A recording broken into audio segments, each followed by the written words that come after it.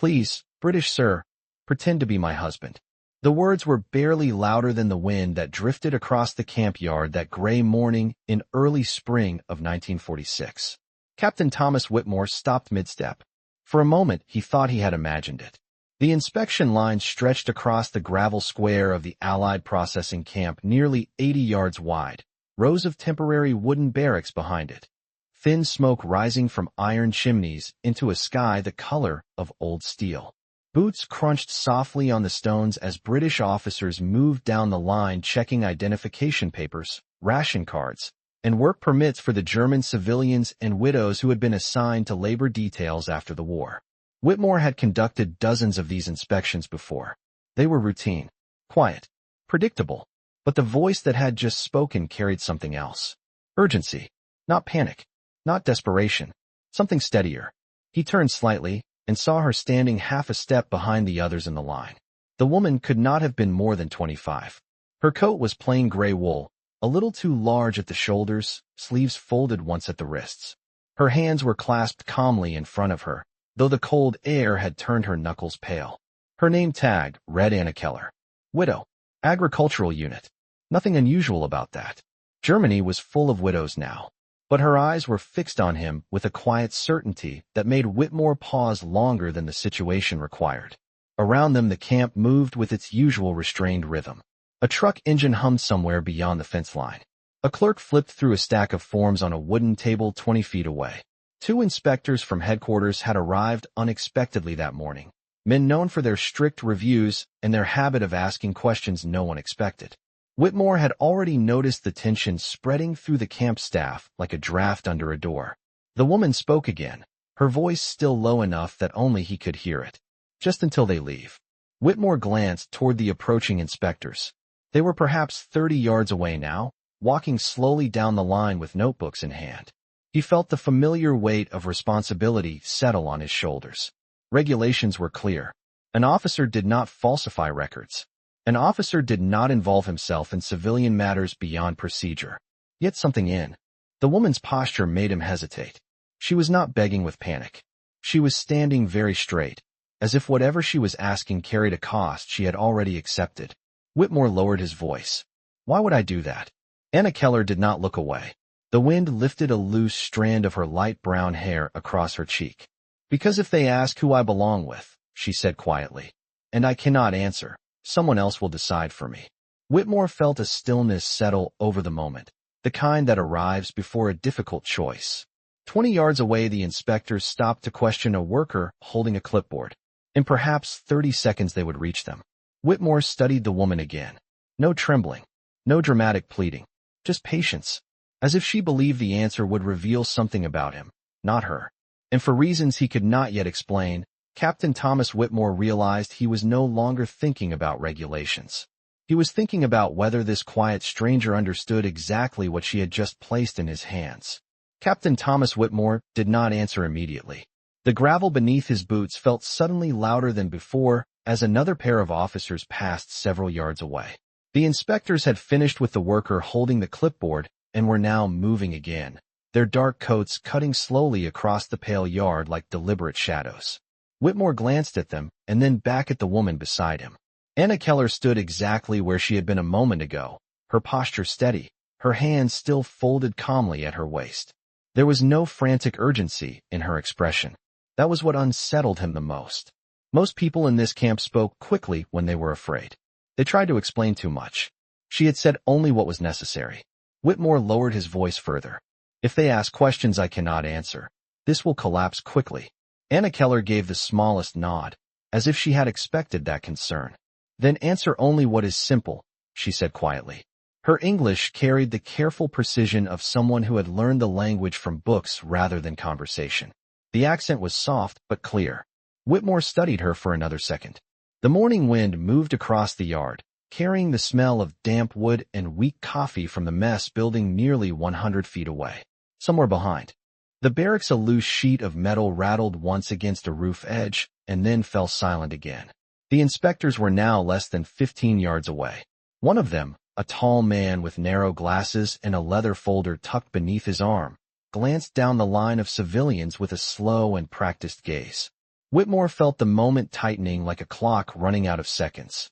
He looked once more at the name tag on the woman's coat. Anna Keller. Widow. Agricultural unit. That single word lingered in his mind. Widow.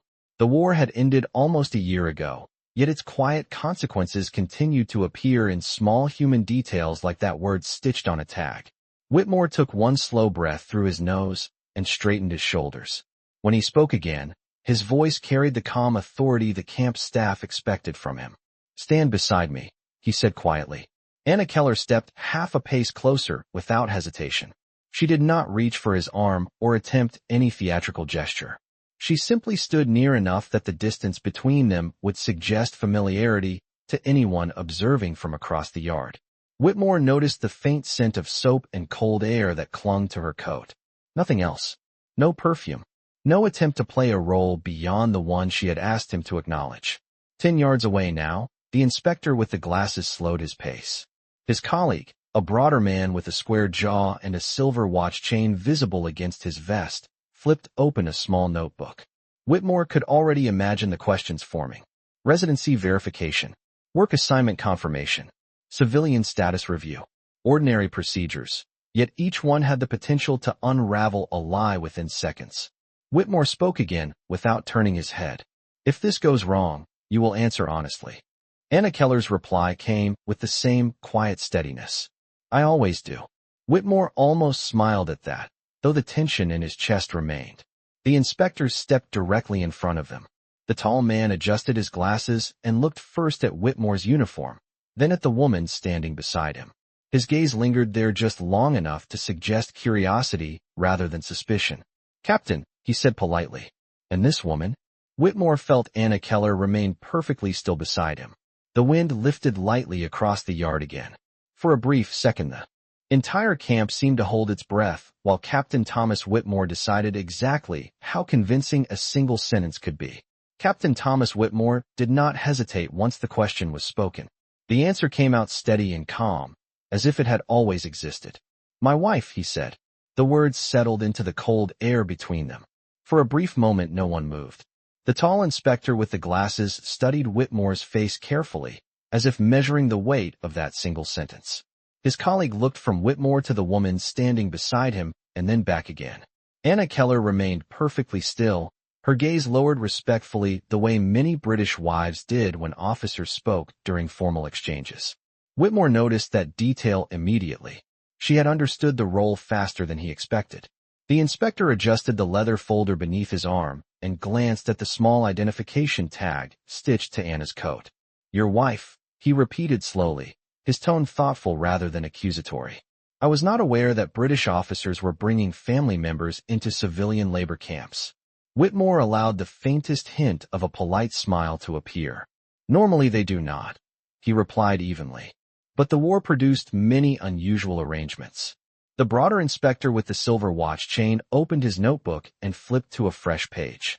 His pencil moved lightly across the paper. Her name, he asked. Whitmore did not look at Anna. Anna Whitmore, he answered. The name hung in the air for half a second before Anna spoke for the first time since the inspectors arrived. Anna Whitmore, she repeated softly, her English clear but gentle. The inspectors exchanged a quick glance. It was not disbelief that passed between them. It was curiosity. The tall inspector shifted his attention back to Whitmore. And before the marriage, he asked. Whitmore could feel the quiet tension in the moment. The same tension that often appeared when paperwork and reality did not perfectly match. Keller, Whitmore said. Her family lived outside Leipzig. Anna gave a small confirming nod. The inspector tapped the folder lightly against his palm as if organizing his next question. Around them the camp continued its subdued rhythm. Somewhere down the line another officer stamped a document against a wooden crate that served as a desk. A kettle lid rattled faintly from the mess building where morning coffee was still being poured into. Tin cups. The ordinary sounds made the conversation feel even sharper. The broader inspector looked up from his notebook. Interesting, he said. And how exactly did a British captain meet a German widow during a time when most borders were closed? Whitmore felt the question arrive like a carefully placed stone in the path. He had expected it. Still, the answer required precision. He glanced briefly toward Anna. She did not look at him, but he could see the quiet steadiness in her posture again. No trembling, no panic, just patience. Whitmore turned back to the inspectors. During the final months of the war, I was assigned to logistics near the Elbe River, he said calmly. Her village provided agricultural support for the supply routes. We met while coordinating food deliveries for displaced civilians. The tall inspector watched him closely. A practical beginning, he said. Many marriages begin that way. Anna spoke again, her voice quiet but certain. Practical things last longer, she said. Both inspectors looked at her now. For the first time, a faint expression of surprise crossed the face of the man with the glasses. It was not common for civilians to speak during these exchanges unless invited. Yet the way she said it carried no challenge, only quiet honesty. The broader inspector closed his notebook slowly. And how long have you been married? He asked. Whitmore knew the next number had to sound believable. He answered without pause. 8 months. The inspector nodded once as if doing the math silently in his head. Then he looked at Anna again, this time with a slightly narrower gaze. 8 months, he repeated. Then perhaps Mrs. Whitmore will not mind answering a very simple question. The yard seemed to grow a little quieter. Tell me, he said gently, what does your husband drink every morning before inspection? For a brief moment the wind was the only thing that moved across the inspection yard. Anna Keller did not answer immediately. She simply lifted her eyes toward the inspector who had asked the question, and the calm in her expression did not change. Captain Thomas Whitmore felt the silence stretch half a second longer than most people would have allowed. He understood the strategy at once. A wife who answered too quickly might sound rehearsed. A wife who hesitated just slightly sounded real. Anna finally spoke in the same quiet voice she had used from the beginning. Coffee, she said. The broader inspector tilted his head. That is a very common answer, he replied. Anna gave a small nod, as if she agreed completely. Yes, she said gently. But my husband complains every morning that it tastes like burnt wood. Whitmore felt the corner of his mind sharpen. The description was surprisingly accurate. The camp's morning coffee had earned that exact reputation among the officers. The tall inspector with the glasses allowed the faintest smile to appear. Many men in uniform say the same thing, he said. Anna continued before the moment could close. He drinks it anyway, she added. 2 cups if the morning is cold. The inspector looked back toward Whitmore. Is that correct, Captain? Whitmore nodded once. It keeps a man awake long enough to finish his paperwork. The broader inspector flipped his notebook closed, but did not put it away. His attention shifted again toward Anna. And what does your husband do after the second cup? He asked. Whitmore felt a small ripple of surprise. The man was persistent. Anna, however, did not appear unsettled. She glanced briefly toward Whitmore, as if considering the question thoughtfully. Then she looked back at the inspector. He checks his watch, she said.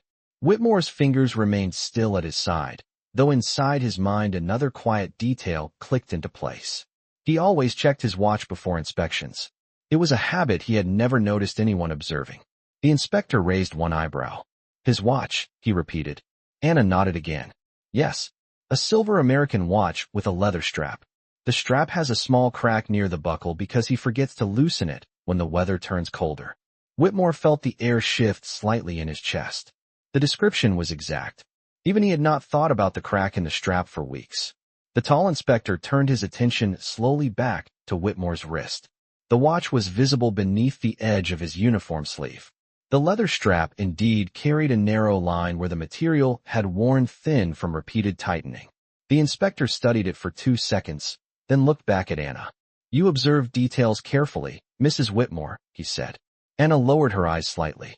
My husband believes details prevent problems, she replied quietly. Whitmore almost laughed at the irony of that statement, but kept his expression neutral. The broader inspector finally slid his notebook into his coat pocket. Very well, he said. 8 months of marriage appears to have produced a very observant partnership. The tall inspector nodded slowly, though his gaze lingered on Anna a moment longer, as if he was still measuring something beyond the conversation. Then he turned his attention back to Whitmore. Captain, headquarters has been reviewing how civilian widows are assigned to labor units, he said. Your wife's name appeared on the agricultural roster this morning. That is why we stopped. Whitmore felt Anna remained perfectly composed beside him. The inspector continued calmly. You understand why such a detail raises questions. Whitmore answered without hesitation. Of course. The inspector folded his hands behind his back and studied both of them once more. Then perhaps you can explain one final thing, he said. If Mrs. Whitmore is indeed your wife, why is she still wearing the identification tag of a German widow? The question settled into the cold morning air like a quiet test that had been waiting all along. Captain Thomas Whitmore did not move at first. His eyes drifted briefly to the small cloth tag stitched onto Anna's coat. Widow. Agricultural unit. The word looked heavier now that it had been spoken aloud. Around them the camp continued its restrained routine. A truck engine coughed to life somewhere near the storage sheds, almost 200 feet away. A pair of soldiers crossed the far end of the yard carrying a wooden crate between them. The ordinary motion of the camp felt strangely distant compared to the stillness surrounding the 4 people standing in the inspection line. Whitmore understood the question was reasonable. If Anna Keller had truly married him 8 months earlier, her civilian classification should have changed. Paperwork would have followed. New identification. New assignment. Instead, she stood here wearing the label of a German widow assigned to labor. The inspector with the glasses watched Whitmore closely, patient but observant. The broader inspector folded his arms lightly, waiting for the explanation that would either settle the matter or complicate it further. Whitmore spoke with measured calm. Because bureaucracy moves slower than people do. The broader inspector allowed a small breath through his nose that might have been amusement. That may be the most believable statement I have heard this morning. Whitmore continued without raising his voice.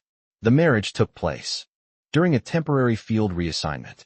By the time the documentation reached the administrative offices, several departments had already begun restructuring civilian rosters.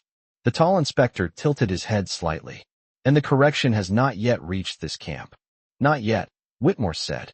Anna remained beside him, quiet but attentive. The wind shifted again, brushing lightly across the yard and lifting the loose edge of her coat sleeve. The inspector with the glasses studied her once more. Mrs. Whitmore, he said calmly. You seem remarkably composed for someone standing in the middle of an administrative confusion. Anna met his gaze without defiance. When paperwork is confused, she said gently, it usually means people have already been through something more complicated than paperwork. The inspector watched her for a moment longer, and something thoughtful passed across his expression. Whitmore noticed the shift immediately. The woman beside him was not defending herself with emotion or protest. She was answering with quiet logic. The broader inspector looked toward the row of civilians waiting further down the line. Your wife was assigned to the agricultural unit here 3 weeks ago, he said. Harvest preparation, field repair, routine work. Whitmore nodded. Yes. The inspector turned back. And you allowed that? Whitmore paused half a second before answering. She insisted. Anna added softly, work keeps people steady. The tall inspector gave a faint nod as if he understood the sentiment more than he intended to show. Still, his eyes drifted once again to the identification tag. Even so, he said thoughtfully, records should match reality. Whitmore answered calmly. They will. For several seconds neither inspector spoke. The broader man shifted his weight and glanced briefly toward the administrative office near the gate about 50 yards away. Then he looked back at Anna. Mrs. Whitmore, he said, one final curiosity. Anna waited. If the paperwork has not caught up with your marriage, the inspector continued, why did you ask your husband to pretend today instead of simply explaining the situation to us? Anna Keller did not look away. Her answer came with the same quiet certainty she had carried from the beginning. Because sometimes, she said softly, people believe a calm truth only after they have first believed a simple story. For the first time since the inspectors had arrived, the tall man with the glasses did not respond immediately. Anna Keller's answer lingered between them with a kind of quiet weight that was difficult to dismiss. The broader inspector shifted slightly, glancing at his colleague as if expecting him to continue the questioning, but the tall man simply studied Anna for another moment. The wind moved across the yard again, softer now, carrying the faint smell of damp soil from the fields beyond the camp fence nearly 300 feet away. Finally the tall inspector spoke. A simple story, he repeated slowly. And what would that simple story be, Mrs. Whitmore? Anna's hands remained folded calmly in front of her coat. That I belong beside my husband, she said. The answer was neither dramatic nor defensive. It sounded almost practical. Captain Thomas Whitmore watched the inspector's face carefully. The man was experienced. His questions had not been careless. They had been deliberate steps, each one meant to test the stability of the story standing before him. Yet something about Anna's quiet certainty seemed to shift the rhythm of the conversation. The broader inspector exhaled softly and looked toward the line of civilians waiting behind them. Some had begun to watch the exchange with cautious curiosity, though they kept their heads lowered enough to avoid appearing openly interested. The tall inspector noticed it as well. He turned his gaze briefly toward the barracks, then back toward Whitmore. "Captain," he said calmly, "you have served in this region since the final months of the war, correct?" Whitmore nodded once. "Yes." "Then you understand how complicated the status of German civilians has been during this transition period." "I do." The inspector tapped the edge of his leather folder lightly against his palm.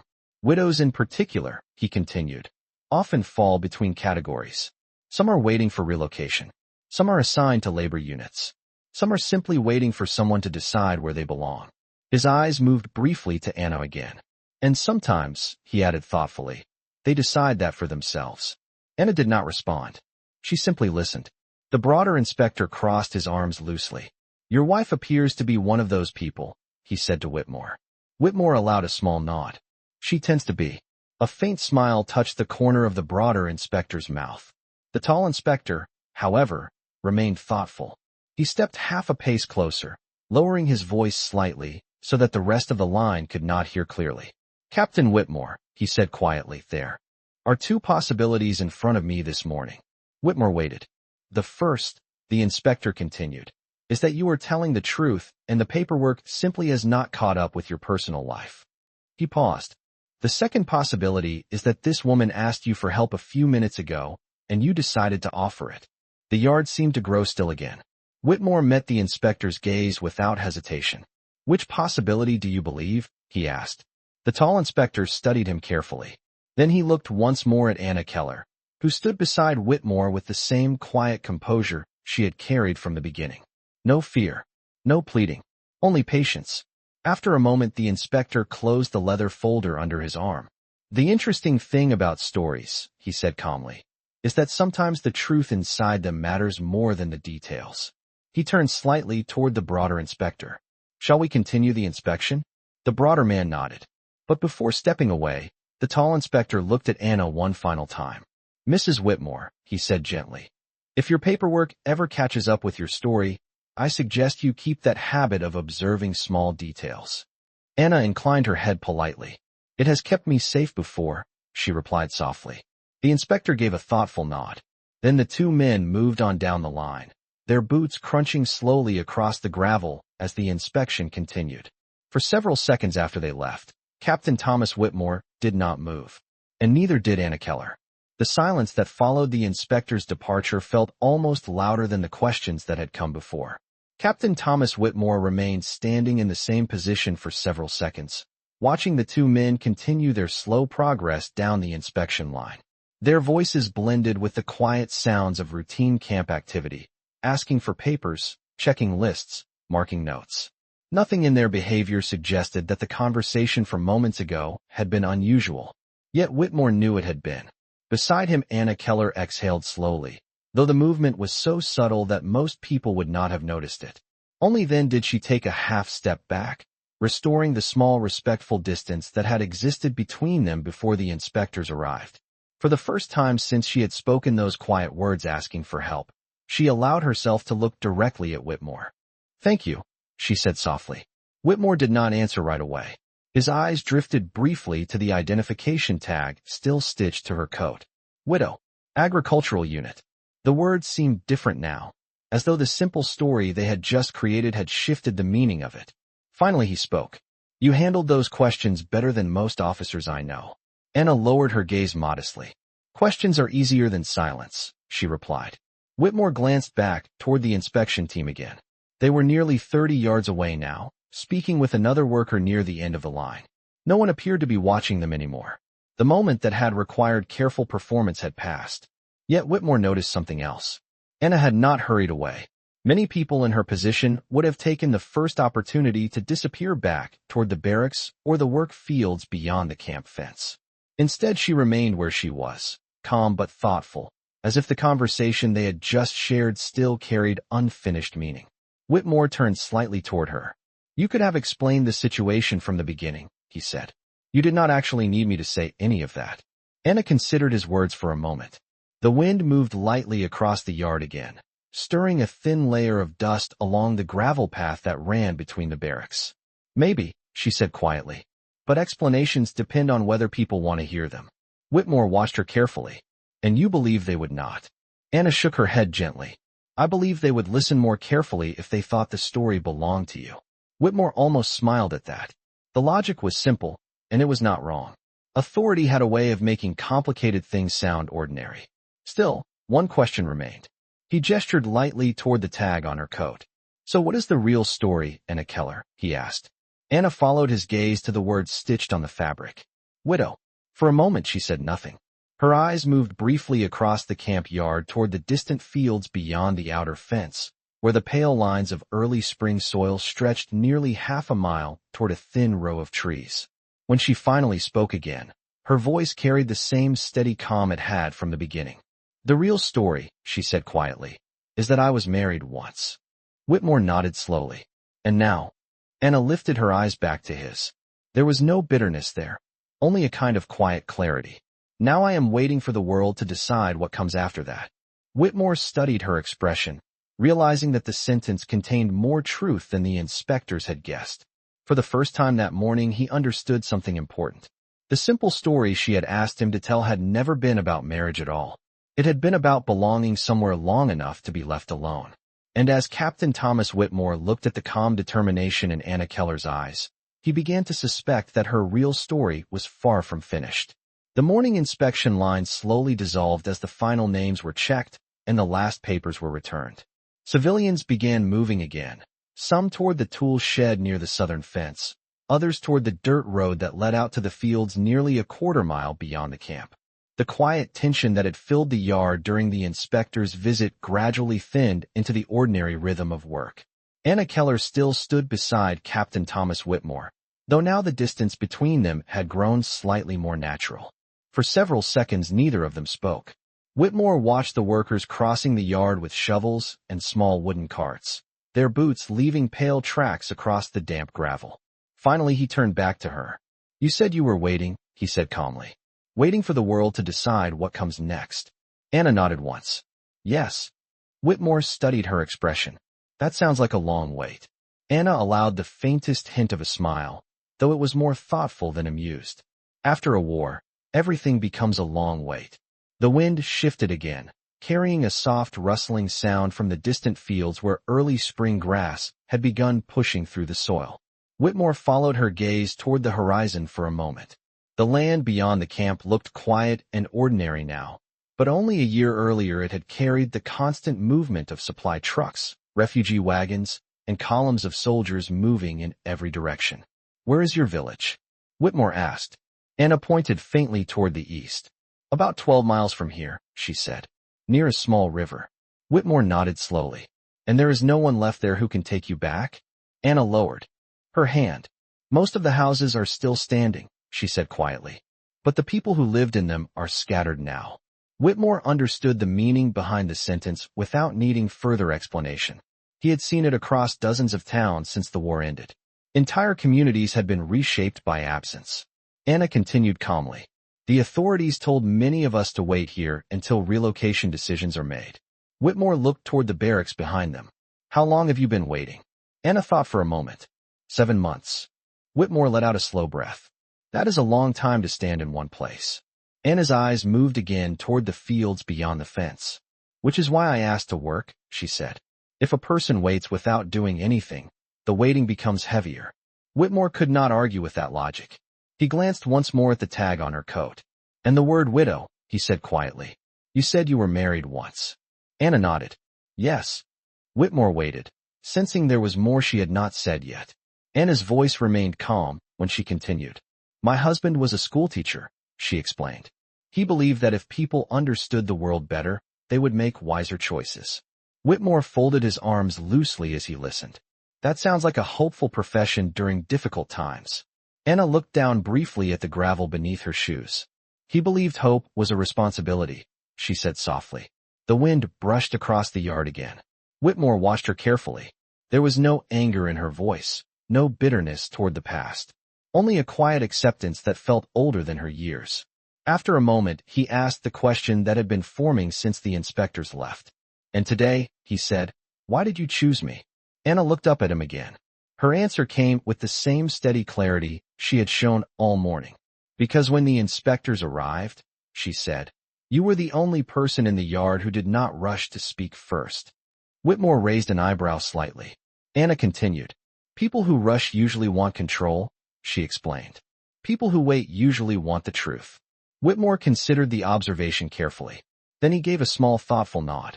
Your husband, the schoolteacher, must have taught you that. Anna shook her head gently. No, she said. The war did. Captain Thomas Whitmore listened to her final words while the quiet activity of the camp continued around them. The war did. The sentence carried a kind of calm weight that Whitmore had heard before from soldiers who had returned from long campaigns. It was the voice of someone who had watched the world rearrange itself and had learned to stand still while it happened.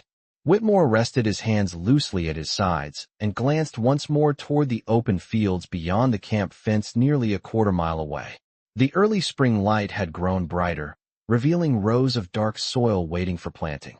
Workers from the camp had already begun moving toward the tool shed, where shovels and repair equipment were stored before the morning assignments were handed out. The war taught many people lessons, Whitmore said quietly. Some of them useful, some of them heavy. Anna Keller nodded slowly. Most lessons are both. Whitmore looked back at her, noticing again the calm steadiness that seemed to shape every word she spoke. It was not the calm of someone untouched by hardship. It was the calm of someone who had decided not to let hardship decide her character. After a moment, Whitmore gestured toward the direction of the fields. Is that where they have assigned you today? He asked. Anna followed his gesture. Yes. The southern plots near the drainage ditch. Whitmore knew the place. It was roughly 300 yards beyond the fence line, where several damaged irrigation channels had to be cleared before planting could begin.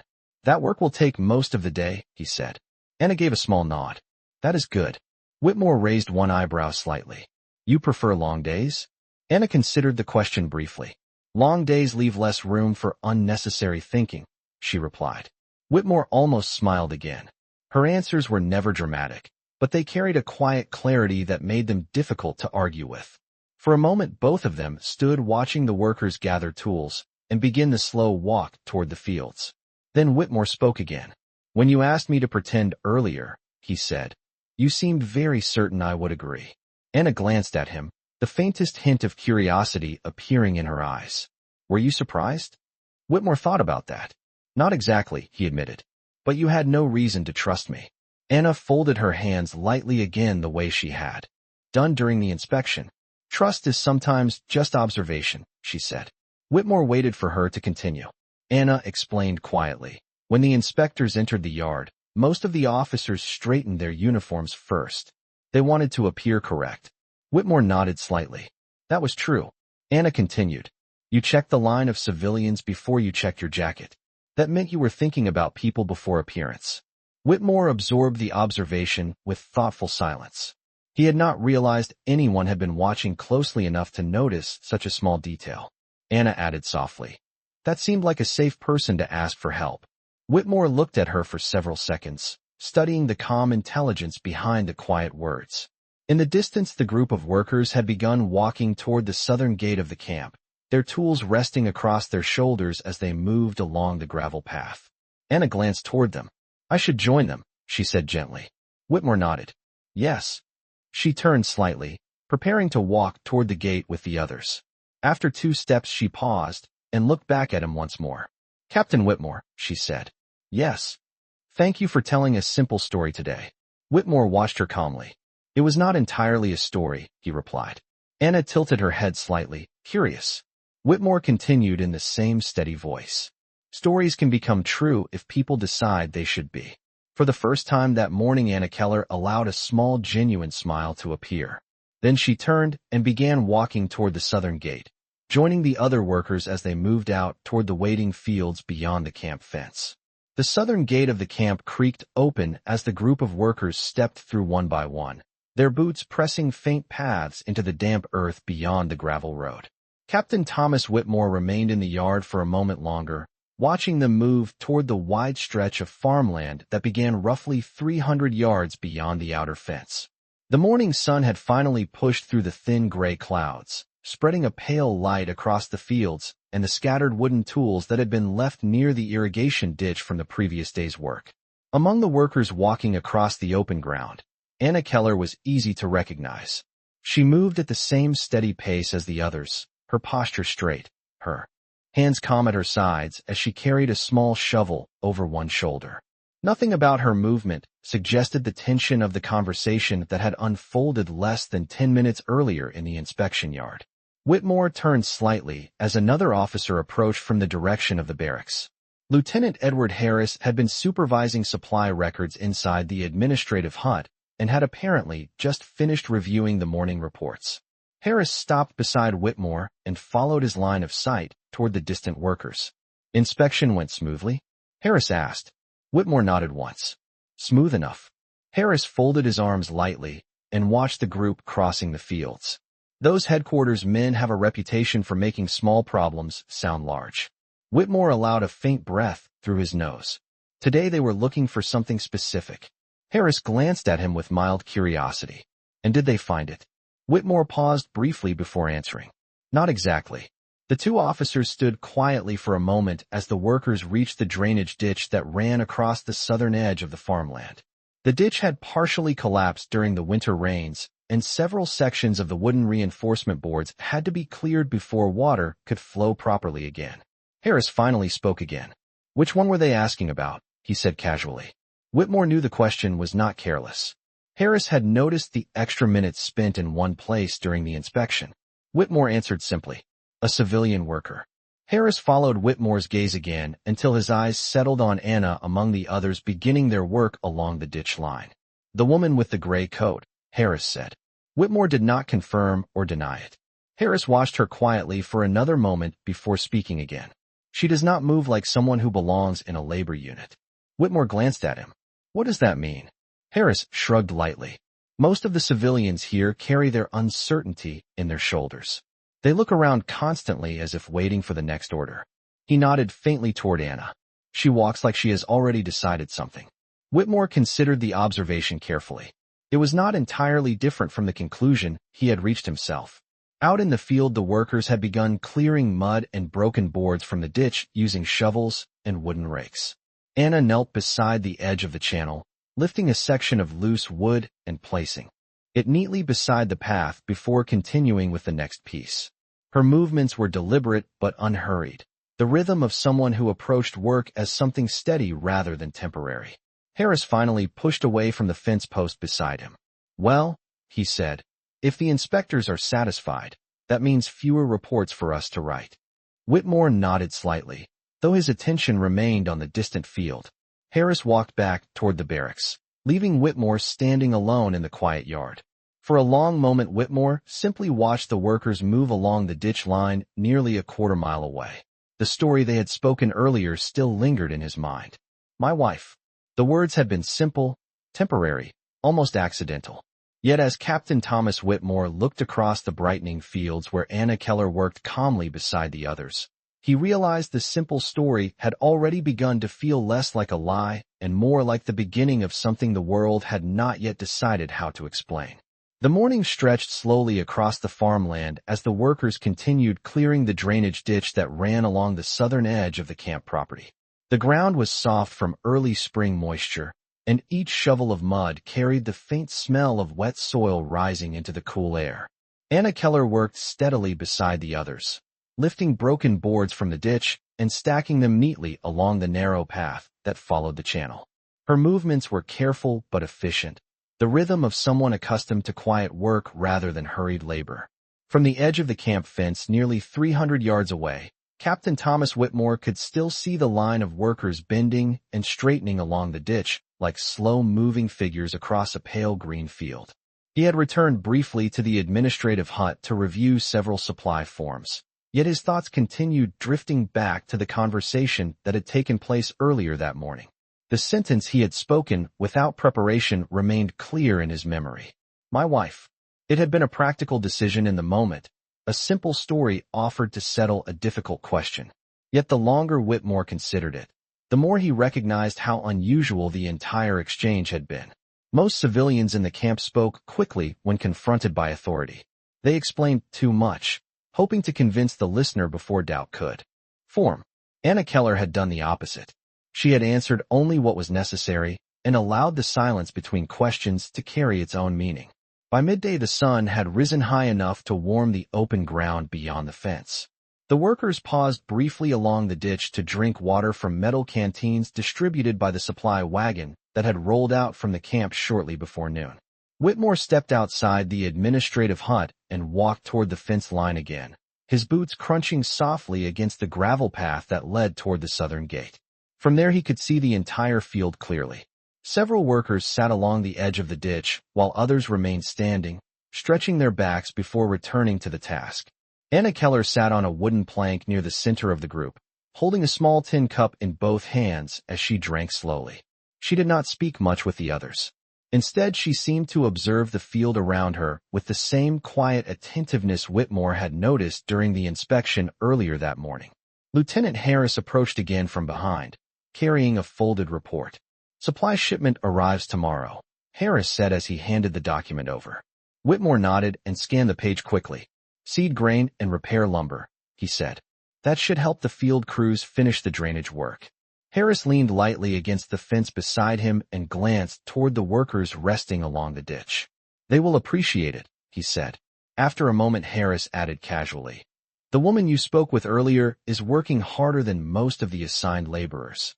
Whitmore did not look away from the field. "Some people prefer work to waiting," he replied. Harris nodded thoughtfully. "Yes, I have seen that before."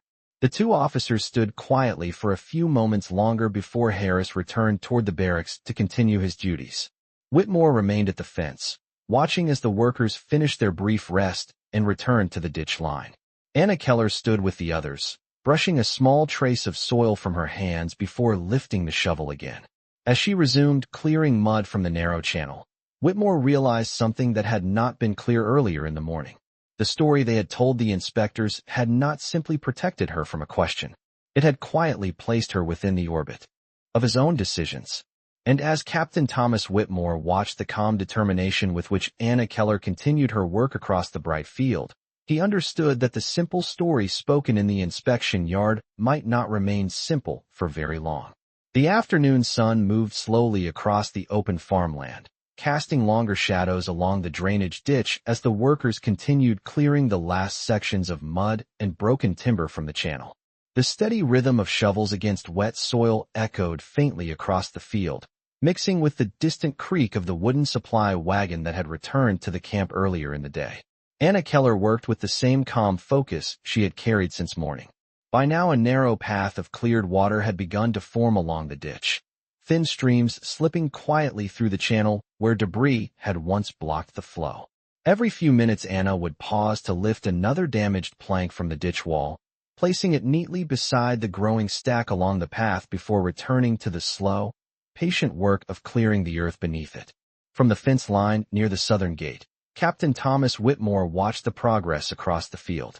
He had walked there again after finishing the last of the afternoon reports inside the administrative hut. The paperwork had been routine, supply counts, and field schedules, yet his attention had drifted repeatedly back to the quiet figure working along the ditch. What struck him most was not simply that Anna worked steadily. Many of the civilians did that. What stood out was the absence of hesitation in her movements. She did not look around for approval. She did not glance toward the camp buildings as if expecting a new order. She worked as though the decision to be there had been entirely her own. Lieutenant Harris approached once more from the path behind the fence, carrying a small clipboard. "Field crew should finish the ditch before sunset," Harris said, scanning the workers across the farmland. Whitmore nodded slightly. "The water will move properly again once that channel opens." Harris followed Whitmore's gaze toward the center of the ditch line where Anna knelt, clearing a narrow section of packed soil with careful movements of the shovel. "That woman again," Harris said quietly. Whitmore did not answer immediately. Harris continued thoughtfully. "She does not behave like someone waiting for orders. She behaves like someone building something." Whitmore folded his arms loosely against the fence post. Perhaps she is, he said. Harris tilted his head slightly. You mean the fields?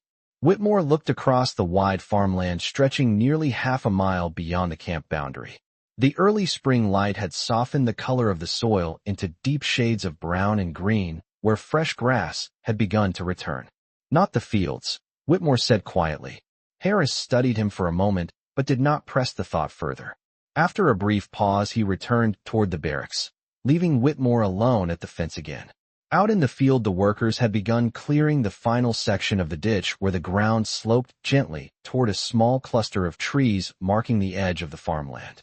Anna stood there now, brushing soil from her hands before lifting one last broken board from the water and placing it carefully along the path. As she stepped back, a thin stream of water finally moved freely through the channel, sliding past the cleared earth and continuing down the length of the ditch toward the lower fields. Several of the workers noticed it and paused briefly, nodding with quiet satisfaction before gathering their tools. Anna watched the water for a moment longer than the others, as if appreciating the simple movement of something that had been blocked for a long time. Then she turned toward the camp and began walking back across the open ground with the rest of the crew. From the fence line, Captain Thomas Whitmore remained where he was, watching the line of workers move slowly toward the southern gate. And as he followed the calm, deliberate steps of Anna Keller across the bright field, he realized that the small story spoken earlier that morning had already changed more than one life, even if neither of them had yet decided what that change would eventually become.